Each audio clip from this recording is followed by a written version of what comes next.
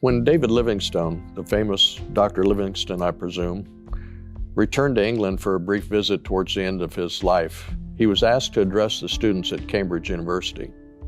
So very simply and very quietly, he looked out across the audience and he said to the students, "Gentlemen,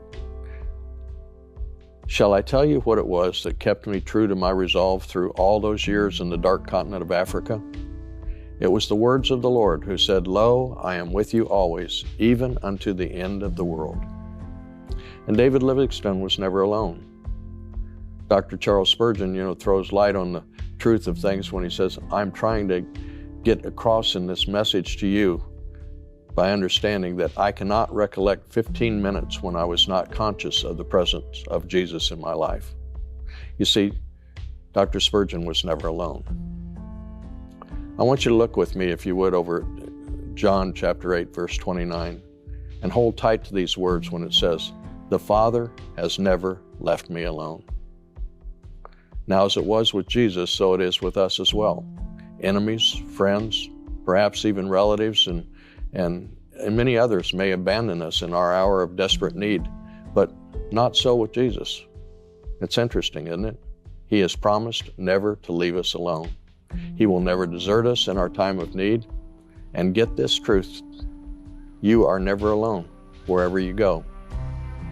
The words that he gave us back in the word of Hebrews 13:5 says, "I will never leave you, nor will I ever forsake you."